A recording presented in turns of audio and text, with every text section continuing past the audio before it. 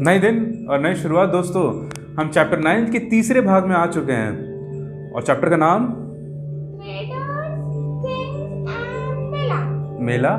Pilgrims. भाई pilgrims, pilgrims क्या होते हैं ये समझाता हूँ। तो पिलग्रिम्स बेसिकली वो लोग होते हैं ना जिनकी पूजा होती है, जो एक तरीके से अपने आप में एक रिलीजियस चीज़ों को फैलाते हैं एक जगह से दूसरी जगह पे, और जिनको काफ़ी धार्मिक माना जाता है, जिनकी काफ़ी पूजा होती है, वो पिलग्रिम्स होते हैं। मेला कहाँ से है? वो मेरे को लगा आप पिछले वाले एपिसोड में मेला मेला कर रहे थे, तो मुझे लगा मेला ही है। चलिए इसकी शुरुआत करते हैं। आपके साथ मेरे दोस्त शेरू के साथ इनको समझाएंगे मेला नहीं है। तो उससे पहले हमने अभी इसके पहले वाले वीडियो में डिस्कस किया था कि सिल्क रूट के बारे में हमने बात की थी। सिल्क रूट पड़ा कैसे, क्यों बना? क्योंकि हमने देखा कि कुछ इंपॉर्टेंट ऐसे क्लोथ्स जिसको सिल्क बोला जाता है वो चाइनीज रूलर्स ने एज ए गिफ्ट भेजना शुरू किया।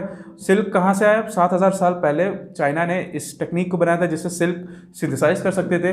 फिर ये टेक्निक उन्होंने छिपा के रखी थी कहीं ना कहीं, बट जो सिल्क प्रोडक्ट्स एक जगह से दूसरी जगह जाना शुरू हुआ था तो फिर लोगों को सिल्क के बारे में पता चलना शुरू हुआ। लोग इसके काफ़ी एक तरीके से मान लीजिए लोग इसको, जितने भी बड़े लोग थे वो पहनना शुरू किए। क्यों पहनना शुरू किए? क्योंकि ये पहले तो काफ़ी खूबसूरत ये टेक्सचर है इस कपड़े का, और खूबसूरत होने के साथ साथ ये कहीं ना कहीं ऐसा होता है कि जैसे इम्पोर्टेंट लोग ये काफ़ी दूर लंबी जगह से मंगवाते हैं, तो जितना लंबा जगह उतना खतरों के से ये लोग कितने सारे ऑब्स्टेकल्स को फेस करके लोग पहुंचते होंगे। तो सिंस ये कई सारे ऑब्स्टेकल्स इस रास्ते में आते थे, इसलिए इस रूट का नाम सिल्क रूट पड़ा, और जो टेक्सचर था काफ़ी महंगा था और वो जो इम्पोर्टेंट लोग वही पहनते थे। फिर जब ये थोड़ा फैलना शुरू हुआ तो लोगों को सिल्क के बारे में पता चलना शुरू हुआ। लोग एक तरीके से काइंड ऑफ फैशन बन चुका था रोम में। जितने जो रोम के राजा होते थे या फिर रोम के जो इम्पोर्टेंट ट्रेडर्स मर्चेंट्स ये लोग होते थे, ये ऐसे सिल्क के कपड़े पहनते थे। एज अ एस्टीम बन गया था, एक पॉइंट ऑफ प्रेस्टीज बन गया था सिल्क के कपड़े पहनना। तो शेरू, आप सिल्क के कपड़े पहनते हो? नहीं, हमारा तो फर ही बहुत अच्छा है, आपको कपड़ों की जरूरत नहीं है। इनको कपड़ों की ज़रूरत नहीं है, बात सही है। मैं कॉटन यूज़ करता हूँ, बट सिल्क जो इसके बाद से जो सिल्क रूट बना सिर्फ सिल्क तक ही लिमिटेड नहीं था। इसमें बहुत सारी चीज़, इस रास्तों से बहुत सारी चीज़ चलना शुरू हुए थे। कैसे लोग चलते थे? इसको माना जाता है कि मेजॉरिटी फुट से चलते थे। मेजॉरिटी फुट से इसलिए क्योंकि ये जो सिल्क रूट था पहले तो बहुत लंबा था, और कई जगहों पे पहाड़ी थी, कई जगहों पे हिमालयस के साथ साथ भी सिल्क रूट चला है कुछ एरियाज़ में। मान लीजिए वहाँ पे अगर किसी बुलक कार्ट पे सब खींचना हो तो बहुत मुश्किल होता है वहाँ पे। तो इसलिए कैमल्स का कुछ जगह पे यूज़ हुआ है, कई जगह पे घोड़ों का यूज़ हुआ है, कई जगह पे लोग पैदल ही चले हैं। शिप्स भी सिल्क रूट के हिस्सा थे, बट एज एन उसको सिल्क रूट नहीं बोला जाता है बिकॉज उतनी ज़्यादा ट्रेडिंग वहाँ से नहीं होती थी सिल्क की। मोस्टली जो ऐसी पॉइंट जहाँ से चाइना कनेक्टेड था पूरे वर्ल्ड में। तो फिर उसके बाद से कई सारे किंग्स ने सिल्क रूट को एज अ टैक्स के करेक्ट करने के लिए पॉइंट बना दिया। मतलब वो रोड को कवर करते थे कि अगर हमारी इस रोड से जाओगे तो हमें टैक्स देना पड़ेगा, और in return to the tax वो जो रॉबर्स होते थे, जो लोग चोरी करते थे उनके सामान ट्रेडर्स का, उससे उनको ये राजा लोग बचाते थे। जो तो ये टोल जैसा था।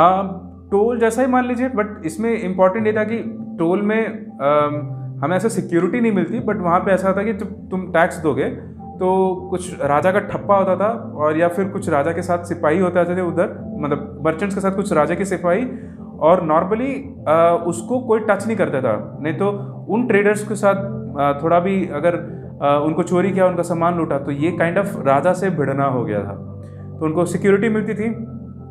तो फिर उसके बाद से हमारे इंडियन राजाओं ने भी इसका बेनिफिट लिया। सबसे इम्पोर्टेंट राजा थे इसमें कुशान, जो ये डिनास्टी था कुशानास का डिनास्टी, ये इन्होंने सिल्क रूट से टैक्स लेना शुरू किया था। इनका जो, अगर आप सिल्क रूट को देखेंगे पेज नंबर 76 पे, तो एक देखेंगे इंडस रिवर। देखिए कहाँ से इंडस रिवर, मैंने जैसे बताया कि चाइना से शुरू होता है, फिर जम्मू कश्मीर के होते होते ये पाकिस्तान में घुसता है, पाकिस्तान से नीचे जाके ये अरेबियन सी में ये मिल जाता है। तो इस रास्ते से ये जो इंडस रिवर का पैरेलल एक रूट गया हुआ था, सिल्क रूट। तो ये पूरा जो नॉर्थ वेस्टर्न एरिया था और कुछ कुछ सेंट्रल एशिया का जो भाग था, वो कुशानास डायनेस्टी ने कंट्रोल किया हुआ था अपने अंदर। तो कोई भी वहाँ से जब जाता था तो उनसे वो टैक्स लेते थे। और कुशानास डायनेस्टी काफ़ी इंटेलिजेंट इकोनॉमिकल चीज़ें यूज़ करती थी, उन्होंने सबसे पहला गोल्ड कॉइन का यूज़ करना शुरू किया, पता है, करेंसी का यूज़ करना शुरू किया। तो जो करेंसी देता था काइंड ऑफ ऐसा था कि tax in the form of currency, अगर कोई चीज़ उनको समझ में नहीं आई, क्योंकि बहुत सारी चीज़ें वो लेके जाते थे उस रूट्स पे। नॉर्मली मेजॉरिटी सिल्क होता था। जो कुशानस थे, इनकी जो कैपिटल था वो चूँकि काफ़ी फैला हुआ इनका एरिया था, तो इनके दो मेजर कैपिटल माने जाते थे। एक था पेशावर में, जो कि नॉर्थ वेस्टर्न साइड में पेशावर में इनका कैपिटल होता था। दूसरा कैपिटल था मथुरा। मथुरा क्यों? क्योंकि हमने जैसे इसके पहले वाले चैप्टर में बताया था कि मथुरा कितना इंपॉर्टेंट सिटी था, तो कुशानास का वहाँ पे वो कैपिटल हुआ करता था। फिर एक और सिटी है जिसका नाम है तक्षशिला, वो भी एक इम्पॉर्टेंट सिटी था कुशानास में। और उसके बाद से ये लोग पूरा सेंट्रल एशिया तक इनका कवरिंग था, और सिल्क रूट पे जितने भी जाने वाले लोग थे उनसे वो टैक्स लेते थे। हम एक कुशानास के बारे में बात करेंगे जिन्होंने बुद्धिज्म को फैलने में हेल्प किया है, उसका नाम है कनिष्क। करीब करीब आज से 1900 साल पहले कनिष्क जी आए थे। उन्होंने अश्वघोष करके एक कवि हैं, अश्वघोष नाम के एक कवि, जिन्होंने बुद्ध चरित लिखा है, जिस बेसिकली एक बुद्ध के ऊपर, उनके लाइफ के ऊपर एक बुक है in the form of poetic. But इन्होंने, और ये इम्पॉर्टेंट बुक इसलिए मानी जाती है क्योंकि आपने देखा होगा कि हमने इसके पहले वाला चैप्टर, करीब 2 चैप्टर पहले हमने बताया था कि जो बुद्ध की चीज़ें और प्रीचिंग्स जो लिखी हुई थी वो लोकल लैंग्वेजेस में होती थी, प्राकृत में होती थी, सो दैट लोगों को समझ में आना शुरू हो। तो ये जो बुक थी ये अब संस्कृत में लिखना शुरू हो गया था। तो बेसिकली संस्कृत में ये लिटरेचर लिखा जाना ये अश्वघोष ने शुरू किया, और बुद्ध चरित में ये इसमें कई सारे ट्रेसेस मिलेंगे आपको। तो ये इसलिए इम्पॉर्टेंट ये पॉइंट था, और ये one of the poets in the court of Kanishka के कोर्ट में ये पोएट रहते थे। और यहाँ से एक और बुद्धिज़्म का एक सेक्ट पैदा हुआ जिसका नाम है महायाना बुद्धिज़्म। महायाना वो होता था, जैसे पहले बुद्ध को प्रस्तुत करने के लिए, तो नॉर्मली वहाँ के लोग ना कुछ सिंबल का यूज़ करते थे। क्या सिंबल का यूज़ हो सकता था बुद्ध के लिए? नहीं, हाँ, मतलब ठीक है वो भी। और फिर कई बार पीपल का पेड़ दिखाते थे ऐसा सिंबल, जहाँ पे बुद्ध ने बैठ के वहाँ पे एनलाइटमेंट पाई होगी, तो ऐसा कुछ सिंबल होते थे। बट महायाना में इन लोगों ने अब स्टैचू बनाना शुरू किया। पेज नंबर अगर 96 पे देखोगे तो बुद्ध के 2 बहुत खूबसूरत स्टैचू है। एक मथुरा से मिला था, दूसरा करीब नॉर्थ वेस्टर्न साइड से मिला था, तक्षशिला से। अगर आप तक्षशिला में देखेंगे तो वो उसमें बुद्ध ऐसे कपड़े पहने हुए बैठे हुए हैं, और मथुरा साइड से वो चीज़ नहीं है। तो दोनों के बीच में, मूर्ति के बीच में डिफरेंस आपको क्या है, आप थोड़ा सोचिएगा क्या डिफरेंसेस है। तो कुछ इस तरीके से महायाना बुद्धिज़्म में ये विजुअल रिप्रेजेंटेशन शुरू हुआ। कई सारी फिलोसॉफिकल चीज़ें भी थी जो कि हम उतने डिटेल में नहीं जाएंगे इस वीडियो में। फिर उसके बाद से दूसरा था बोधिसत्व।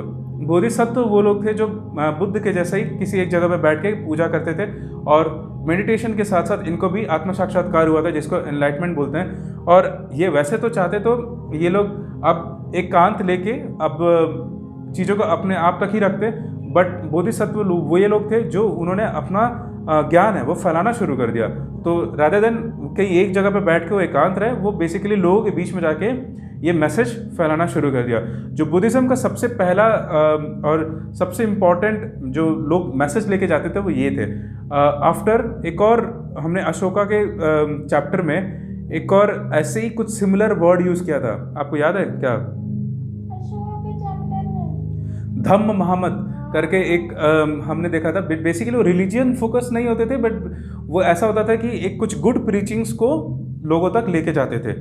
तो कुछ बोधिसत्व कुछ वैसा ही है, बट हाँ ये कि किसी राजा से रिलेटेड नहीं थे ये लोग। ये इंडिपेंडेंट लोग थे जो धर्म को सेंटर में रख के धर्म को आगे बढ़ाने का काम करते थे, और गुड थिंग्स जो लोगों को जीने की तरीके, तौर तरीके, लर्निंग्स ऑफ लाइफ, कुछ ऐसे मैसेज जिन्होंने अपने एनलाइटमेंट से पाई होती वो फैलाने का काम करते थे। तो हम आगे आने वाले वीडियोस में देखेंगे कि किस तरीके से किन किन कंट्रीज़ में ये बोधिसत्व की वजह से ये रिलीजन फैला, बुद्धिज़्म को फैलने का और कौन से तरीके थे। फिर हम शायद भक्ति रिलीजन पे भी आएंगे, भक्ति कैसे फैला लोगों के बीच में, और भक्ति थी क्या वैसे। तो तब तक के लिए इस वीडियो को ये विराम देते हैं। उम्मीद है आपको ये पसंद आया होगा, और प्लीज़ चैनल को सब्सक्राइब करिए। शुरू बाय बोलो।